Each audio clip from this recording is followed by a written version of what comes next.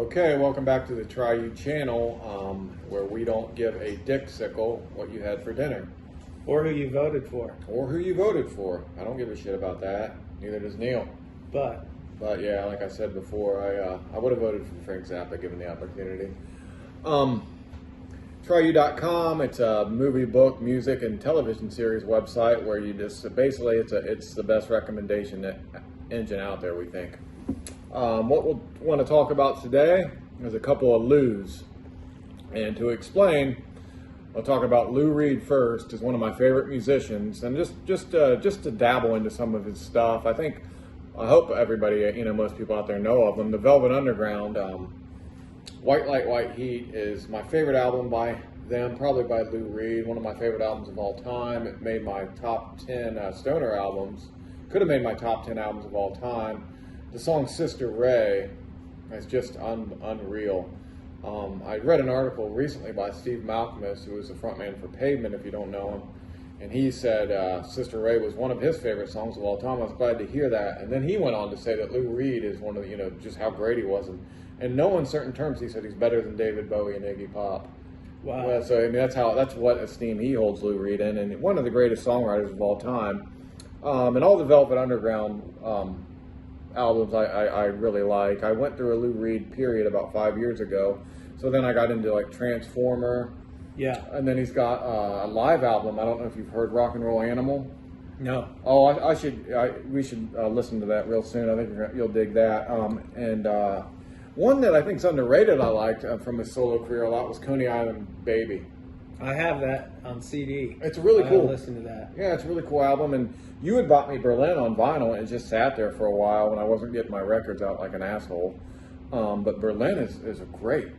That's a great album. I have Transformers, the only vinyl I have. That's a wonderful album. And then I recently saw a documentary about the making of that record. And he went to London, and it was his second studio album without the Velvet Underground. Yeah. And he had studio musicians, and then he basically wrote all that and had those guys play the music on there. And he knew he couldn't really get that sound like the Velvet Underground without that original band. Sure. So he wasn't trying to do that. And then one of the cool stories he talked about was the influence that Andy Warhol had on some of his writing style and stuff. And hit you with the flower. Yeah, I thought that was real cool. If I remember right, he Andy Warhol just asked him to write a song called Vicious, right? Yeah. And Lou Reed's like, what do you mean? He's like, Vicious, hit you with a flower? Yep. And I like that song's a great song. Transformer, most people, or I always thought that was his first solo record. He has one called Lou Reed that I think just self-titled. I don't think it's nearly as good. I'm sure it's great. Yeah, they talked about in that documentary that it wasn't very good, the first one he did. Yeah, Transformer I think has really, really found his footing. Every song on Transformer I like. Oh, I do too. I do on Coney Island Baby and Berlin as well. And there's others, Lou Reed's like, almost like when I got into Zappa. I mean, there's just so much to go through. Or Coltrane now. I'm on, I'll go through kicks like that. And Coltrane's my most recent one. But the reason I even found out about Lou Reed was because of the Doors movie. When I was in 8th grade, I watched that movie and they played in the soundtrack. Underground. And then they showed that small clip with where they're at the factory and Andy Warhol and Nico and then I was like, oh, I got to check this out. This sounds awesome because it was kind of like spooky. And I can't remember how I got into Lou Reed. My first exposure, my dad was all the music. Almost all the music I've gotten into was my dad. Who played guitar for 40 years or so. I'm trying to think if anything by him would have been played on the radio when we were younger. Walk on the Wild Side. That would have been the only one. That's the only one I can think of. But that was a huge song. Yeah. Mm-hmm. It's a great song. Yeah. It's not, since I've heard it so much, I wouldn't even put it in one of my favorite songs, even on that album. But it's a great song. That was kind of his only mainstream top 40 maybe. Yeah, and if you listen to the lyrics, it shouldn't really. And then doesn't it have a little bit of gospel singing in it too? That's real cool. Yeah, it's a great song. It is. It's just you hear it's like Floyd or Zeppelin or anything. Yeah. Anything you hear on the radio that much, you kind of shy away from after a certain time. there's Lou Reed. I'm trying to think if there's anything else. I just want to touch on him, and especially if nobody's listened to him. You can come to Try You, post about Lou Reed. Share the albums with other people. If you're into Lou Reed, I suggest you find other people and send them that you would think would like it. Anybody into any kind of modern rock. The Velvet Underground's influence is just so wide, and Lou Reed's is, of course, the main reason for that. But I want to talk about another Lou, maybe a lesser Lou, a very interesting Lou. And this guy's name, you say when we bartended together, Neil and I, we had a customer come in, really short, petite. How would you describe him? Like Frail, yeah, fragile kind of guy, scrawny.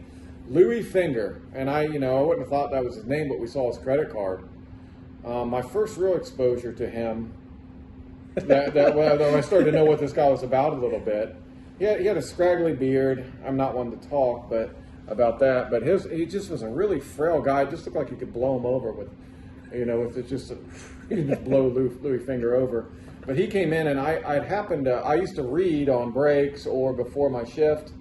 So I came in and I happened to have the Charles Bukowski novel Factotum, which is now on my top 10 list, one of my favorite writers.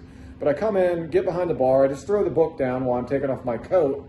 Lou Reed's sitting there, not Lou Reed, definitely not Lou Reed, Louis Finger's sitting there, and he says, "Is that for me?" And I'm like, "Well, I guess you could borrow it when I'm done." And I let him borrow it, and he never really told me about it. He brought it back. He did bring it back. I have to give him credit. He would do strange things like that. Like he went and I don't know if it was me on the shift or you, or both of us. I know I was there, and he went to see The Departed, one of your favorite movies. That's in my top 10. Yeah, so Lou Finger has some real ties with our top 10 list. Yeah. But he went to see The Departed, and he came back and about an hour later. And he left his beer. So, of course, we dump it out, and he comes back, and he asks, "Where's my beer?" And I was like, Lou, you were gone for an hour, man. Yeah, it got tossed. And I said, "What'd you think of the movie? Did you watch it all?" And he goes, "No, I got the gist of it." So he watched about an hour of The Departed and took off. But, and I'll never forget, and I'll let you talk about him, what you remember about him after this, but me and you were on a shift, and we're sitting there, and you're talking to him. And I must be doing something else. I probably wasn't helping a customer because I was a terrible bartender. But I was standing there, and you said, "Be right back, Lou. Got to take a piss." And you walked away, and Louis Finger just looked at me and went. And he was always doing that about you could say anything to him, and his reaction would be. But I know you remember a ton about him. Everybody that worked there had something. I think. You didn't know the arrangement that Seth and I had with him, so you can talk about that. That might have been a surprise for you. Oh, okay, when yeah. he said a couple. What he would drink is 23-ounce Miller Lights, pretty much exclusively. He would dip into the Wild Turkey, and he would say, "Oh, I want the Dirty Bird." Yeah, which is I like that. Yeah, about him. He had a lot of good qualities. He did. He would switch in. He liked decent music. But yeah, he ordered the Miller Lite. I gave it to him, and he sat 2 little white pills in front of me. And I'm like, "Lou, what's this?" Well, Neil and my cousin had an arrangement with him that for Miller Lights, they'd give him Miller Lights, and he would in return give him Xanax. I didn't know it, so I didn't really accept that as a form of payment. What about? He said that to me. Shit, I might have more Lou Finger than anybody. He must have maybe talked. He talked to you a lot. But I walked in there one time, and this kind of bothered me. Bothers me a little bit still. I'm just sitting there, and he looks up at me, and he says, "Who's your baba?" And I'm like, "What, Lou?" He said, "Your baba." And he had this pumpkin pie Dumb and Dumber haircut. Yeah. And he said, "We have the same haircut. Who's your baba?" I'm like, "Shit, Lou, I don't want that." So I'm being a little self-conscious. I should probably have a hat on right now. But he does a lot of crazy stuff. This is the craziest that happened to me is you and Seth were down at a Ohio State game, tailgating. Uh-huh. And I was about to get off. Some reason that we weren't that busy on a Saturday afternoon. I'm talking to you guys on the phone. I'm like, "Well, man, I'd already been drinking behind the bar. I don't have a ride." I was like, I want to come party with you guys, but I can't get down there. I don't want to pay for a cab. So Lou Finger says, I can give you a ride. So I'm like, all right. It was a pretty cold winter day, too. We go back. We get in his car. What kind of car did Lou? It was a small compact car, filthy on the inside. I don't remember. I believe it was gray, beat up. I don't remember the model or the make of the model. But we get in his car. As soon as we get in his car, he says, I can't take you to campus. I'm like, oh, okay, man, I'll just get a ride from, he takes me to his place. We sit down at his place. We get he gives me a drink, I think a beer. We sit down, and there's just books piled up. It looks like an old professor's house or something. And I don't think he's using any of them. I'm getting the impression that maybe he just picks them up, reads a page, and puts them down. Gets the gist of it. And we sit down, and he sits right next to me on the couch. I mean, like touching. And he reaches over and puts his hand way up on my thigh. And I never thought he was into that. No. So I just get up and I run out of the front door because I didn't know what to do. It was a pretty aggressive move on his part, and I'd feel bad if it got violent. And I didn't want to be raped. I'm pretty sure I still don't want to be raped. And then right then, I definitely didn't want to get raped. And I run out of the front door, and I get about 20 or 30 yards away. I had a decent alcohol buzz on. I turn around, and Lou Finger's in the doorway, and he does this again. He just goes and closes the door. And that's my real last experience with Lou Finger.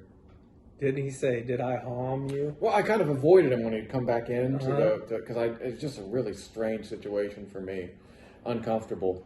And so one day he finally just asked me, point blank, he's like, Rob, did I harm you? Did I damage you? And I'm like, no, man, and I didn't say, I didn't want to fuck you, Lou.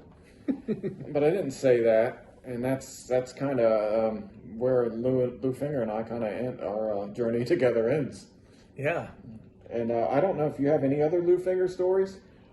The journey with him ends, but the journey with Lou Reed continues. That's the main thing. Oh yeah, Lou Reed is I think a much better Lou. Lou Finger's an interesting Lou, but Lou Reed might be my favorite Lou. Lou Finger will take a second place in that. Louis Finger. All right. Who's your Baba? See you next time. Bye.